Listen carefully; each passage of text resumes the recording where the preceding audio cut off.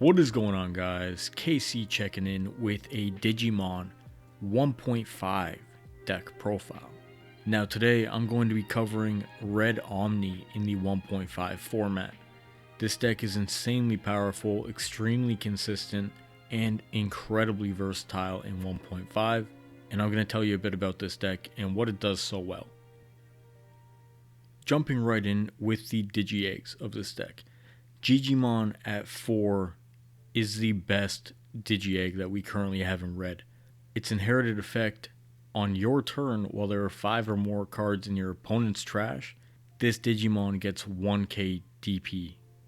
So essentially with Digimon, after a few turns, you're going to be stacking 1k DP on pretty much anything you Digivolve into. It's a really nice buff that really starts paying off mid and late game, and something that you'll notice especially in something like a mirror match to help you maybe swing over some of your opponent's bigger Digimon.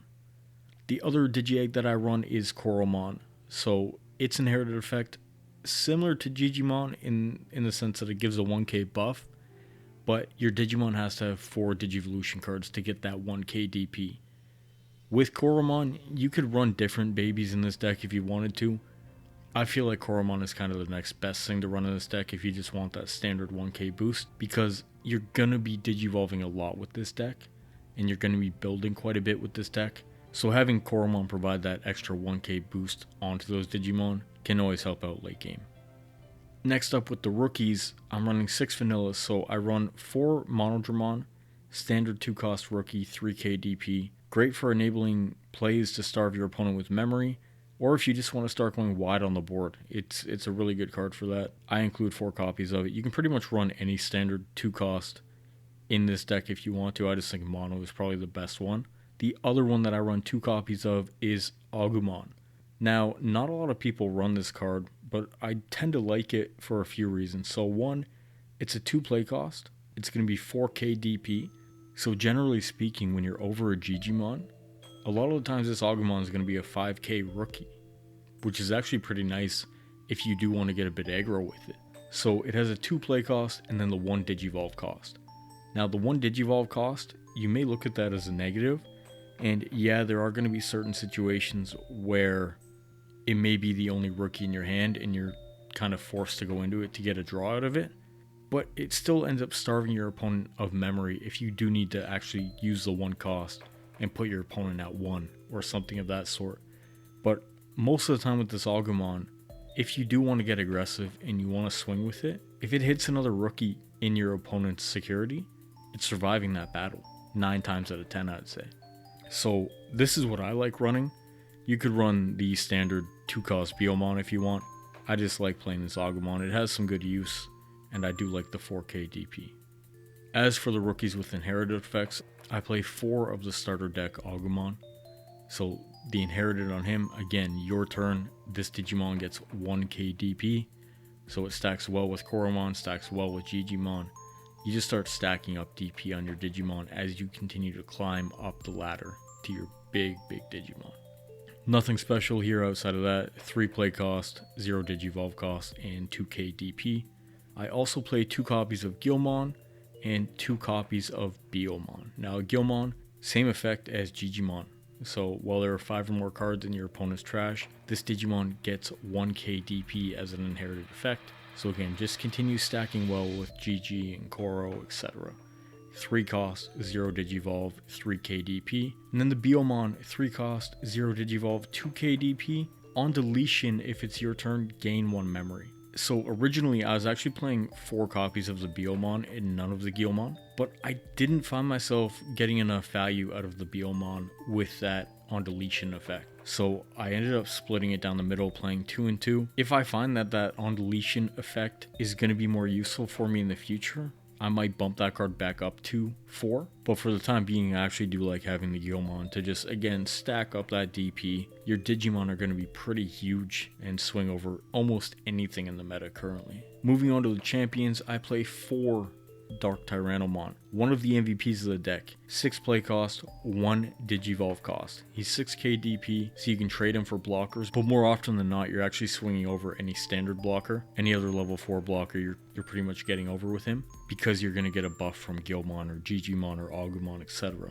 Really good card, and enables a cheap climb up to your level 5s and 6s after that. Next up, I'm playing 4 copies of Cordramon, standard blocker, 6k DP, 5 play cost, 2 Digivolve cost. Pretty standard across the board. I do like playing Cordramon in this deck a lot. Cordramon provides a nice balance between going kind of aggro and going a bit more controlling with the deck, depending on what you're up against from your opponent, right? If your opponent is playing Rookie Rush, you can kind of stack the field with Cordramon and slow down a lot of their plays. Alternatively, depending on the situation in the match that I'm in, I find myself actually using Cordramon as a bridge a lot of the time to go into my level 5s if for some reason I haven't drawn my Dark Tyrannomon or my Greymon. But it's a really good card to have in the deck. Blockers in general just have a lot of value right now. Anything that can kind of stop your opponent from going for game is very important. And this is a card that enables you to protect your own security while at the same time slowing down the tempo of the game a bit if you need to.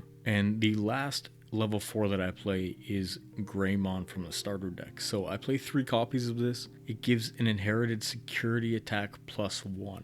So at a 5 cost, 2 Digivolve cost, still relatively cheap, more standard in terms of level 4s I would say, but that +1 security attack really starts adding up late game. And when you start going to level 5s and level 6s over this that are gaining that security attack, it really ups the speed of the game and the urgency for your opponent to start making moves before you just completely wipe them out. Really good card. You could replace it with other things, but I do like the +1 security in this deck, especially because I'm not playing any tamers that would give me that buff. Moving on to the ultimates, level 5 Lavo Gardevoir, another one of the MVPs of this deck. 7 play cost, 2 Digivolve cost, 8k DP. This card enables you to climb up the ladder so cheaply while providing enough offense to actually poke at security if you need to, because a lot of the times with Lavo Gardevoir, you're going into it and it's already going to be 10k from the buffs that you're getting from Digimon, Augumon, Gilmon, etc. So you're potentially looking at an 8 to 10k beater that is so cheap to go into.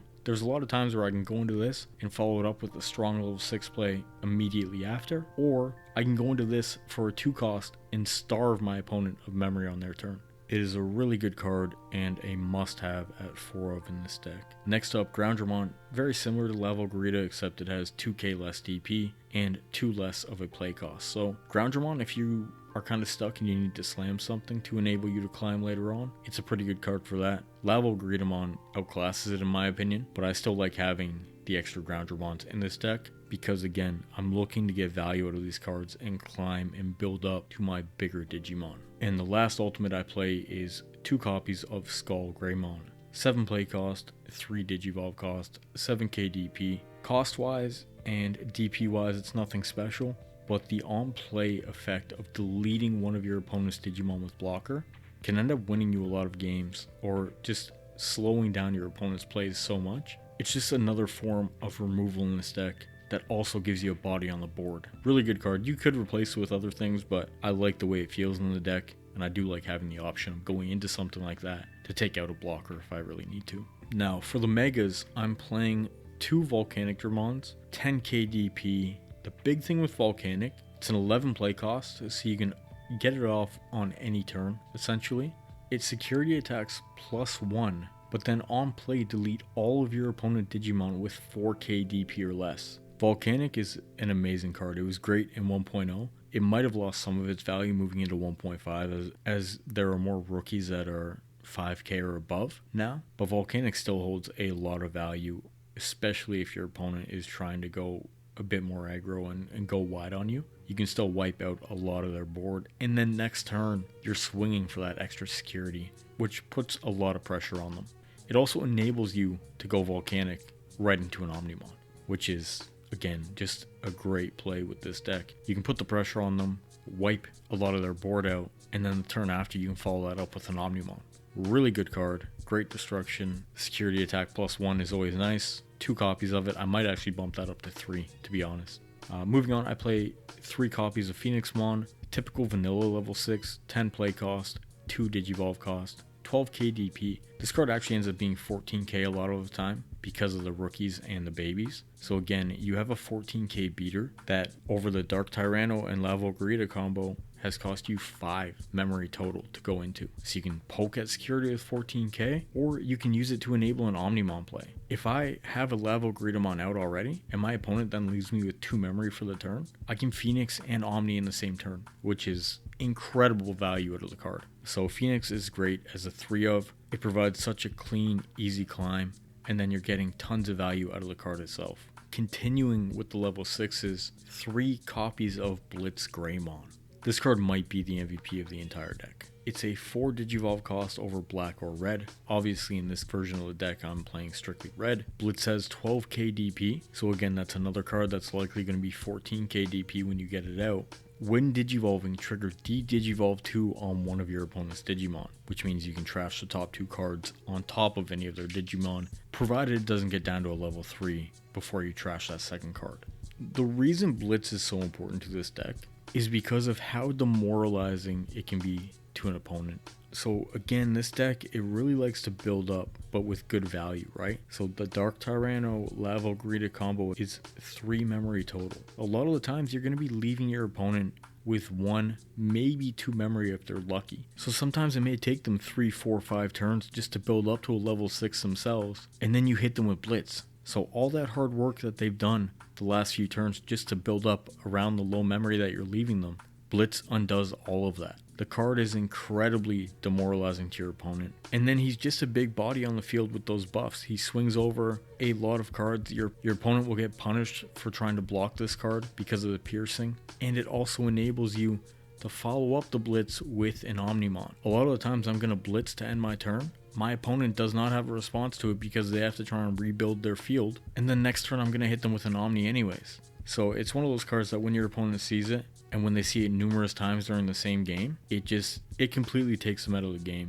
Play this card a few times against an opponent and you'll see exactly what I mean. Incredible card. In my opinion, it is the MVP of the deck. And then the last 2 Digimon we play in this deck are Omnimon and Omnimon Alter S. Both of these cards have incredible value. I run a 3-2 split, so 3 of normal Omni and then 2 of Omnimon Alter S. The reason I run the 3-2 split is because I have 3 normal Omnis in real life and 2 Alter S's in real life. So I mean really you can get away with running whatever kind of split you want. And based on the situation, you'll find like one Omni may be a lot better than another Omni. Both of them have incredibly powerful effects. Both of them are going to end up being 15 to 17k beaters. And really, they just enable you to follow up your already powerful level 6s with another incredible threat for your opponent to try and deal with after the fact. Now, you guys probably already know what these cards do, but I will go over them. So normal Omni, when Digivolving, destroy one of your opponent's Digimon, and then any other Digimon with that same name on your opponent's side of the field also gets deleted.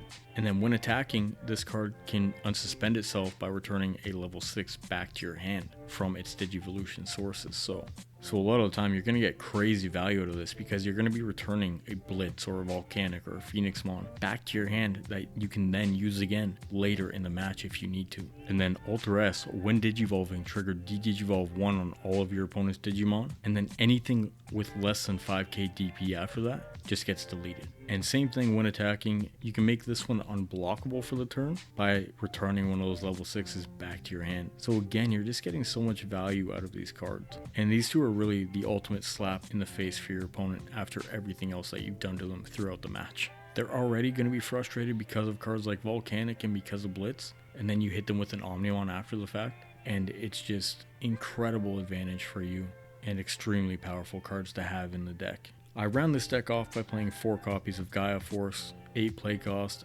delete one of your opponent's Digimon, same effect in security.